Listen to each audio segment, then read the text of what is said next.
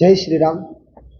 દર વર્ષની જેમ આ વર્ષે પણ રામનવમીના દિવસે 6 એપ્રિલ 2025ના રોજ દિવ્ય અને ભવ્ય શોભાયાત્રા તમામ હિન્દુ સમાજ દ્વારા આયોજિત થવા જઈ રહી છે।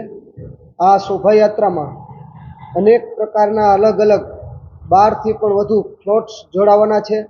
તમામ હિન્દુ સમાજો દ્વારા શહેરના અલગ અલગ મુખ્ય માર્ગો ઉપર આ શોભાયાત્રા પસાર થશે। એ શોભાયાત્રાના રૂટ ઉપર દરેક સમાજ દ્વારા હિન્દુ સમાજ દ્વારા અનેક જગ્યાએ સ્ટેજ કરવામાં આવશે।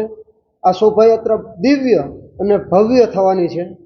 આ શોભાયાત્રાનો જે રૂટ છે એ સર્કિટ હાઉસથી શરૂ કરી અને બાપા સીતારામ નવા બસ સ્ટેન્ડ બાપા સીતારામ ચોક થઈ અને પાછા નગર દરવાજા અને રામમેલ મંદિર દરબાર ગઢે આ શોભાયાત્રા રાતના 12 વાગે પૂર્ણ થશે।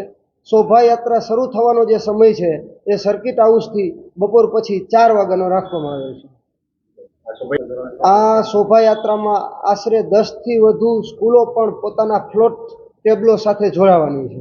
દરમિયાન બાપા સીતારામ ચોક ત્યાં આરતી કરવામાં આવશે આશરે 8:30 વાગ્યાની આસપાસ અને ત્યારબાદ શોભાયાત્રાના પૂર્ણ સ્થાને એટલે કે રામમહેલ મંદિર દરબાર ગઢે રાત્રે 12 વાગે આરતી કરવામાં આવશે।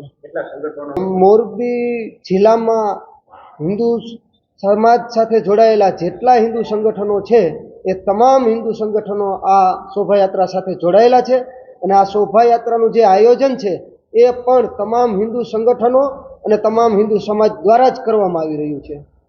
પ્લાસ્ટિક બાબત હા, એ જે શોભાયાત્રા દરમિયાન જે જગ્યાએ સ્ટોલ કરવામાં આવે એ સ્ટોલ જેમના દ્વારા કરવામાં આવે એમને અમારી નમ્ર અરજ છે કે શક્ય હોય ત્યાં સુધી પ્લાસ્ટિકનો ઓછો ઉપયોગ કરવામાં આવે અને કાર્યક્રમ પૂર્ણ થયે ત્યાં જે કાંઈ ગંદકી થઈ હોય અથવા સાફ સફાઈ કરવા જેવું લાગતું હોય તો એટલી સફાઈ આપણે જાળવીએ જેથી કરીને કે આપણો જે કાર્યક્રમ છે એ આસ્થા ધાર્મિકતાની સાથે સાથે સ્વચ્છતા પણ રહે।